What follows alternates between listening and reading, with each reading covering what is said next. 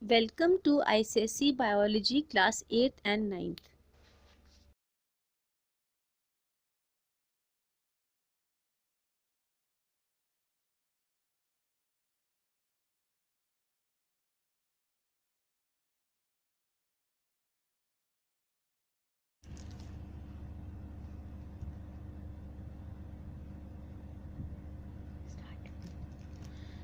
Now let's begin with the protoplast doctrine. That is continuation of the chapter cell. Now this protoplast was coined by J. E. Purkinje, and Schultz in 1861 proposed the protoplast doctrine. According to this doctrine, he stated that all living cells are made up of living substance which is called protoplasm. So it means that protoplasm is the basis of life. Protoplasm is the living substance, and all cells, all living cells, not all cells, all living cell, living is important, all living cell possess this living substance which is the basis of life, because all the activities of a cell is carried out in this protoplasm. So protoplasm is the only living substance, and it is found only in the living cells.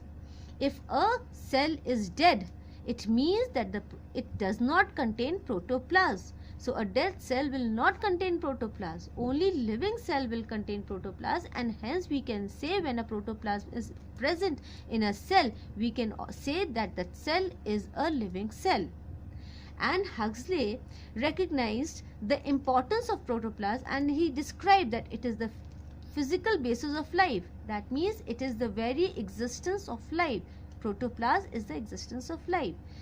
And moreover, now the first point which is very important about protoplasm is that protoplasm covers the entire cell. Entire cell, it means that it is divided into two portions, which you can say that with the protoplasm which is found between this, it is actually the protoplasm. So the protoplasm which is found between the cell membrane and the nuclear membrane is known as cytoplasm, and the protoplasm which is found between the nuclear membrane and inside the nucleus is nucleoplasm. So nucleoplasm and cytoplasm together is known as protoplasm, and it is the physical basis of life. Now we will come and we will learn about protoplasm, that is its physical nature and chemical composition. Physical nature, that what is its appearance, about its appearance, and chemical composition is that what it is actually made up of. Now let's focus on physical nature. Now in physical nature, it occurs in two forms, sol state and gel state. Now as the term states, sol state means more of liquid form, more of liquid form means aqueous solution, that is, it is the granules are free to move. And now as you can see in this diagram, the physical nature of protoplasm is that it is semi-fluid in nature, it is translucent, not transparent. Transparent means which we can see see beyond it, clearly we can see. Opaque is something which we cannot see. Translucent is we can see, but it is blurred, not clear, and therefore it is translucent in character. Moreover, it contains granules of different shapes and sizes, and these granules, since it is an aqueous solution, they are free to move. That is the sol state. Now the other state is the gelation state. So in gelation state, the granules are not free to move because they are arranged in a compact form. They are stuck to each other, and it is very difficult to move. So they are not freely movable. Now this position is interchangeable, meaning that if the protoplasm is in sol state, it can change into gel state. When the sol state change into gel state, it is known as gelation. When the gel state changes into sol state, it is known as solation. So the protoplasm can either be in gelation state or it can be in solation state, depending upon the situation. Now in this on heating, now what will happen, that if I say that what will happen to the protoplasm when we heat it. Now on heating, the protoplasm will turn opaque. Opaque meaning it will turn dead, and it will collect at one side.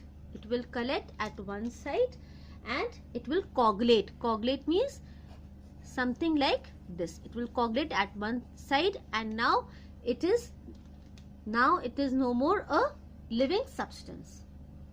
So you can say the cell will become dead.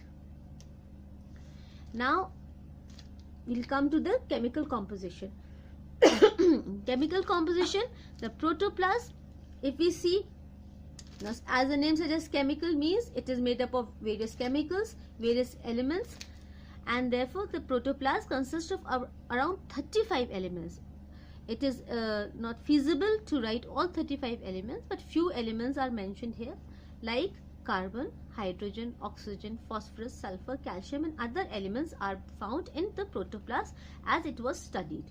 Now it also consists, since I have said that it is an aqueous solution, that means 95% of the protoplasm is made up of water, and 5% consists of other elements, that is these inorganic elements and the organic elements. These are inorganic. These are inorganic elements, and organic elements like carbohydrate, proteins, amino acids.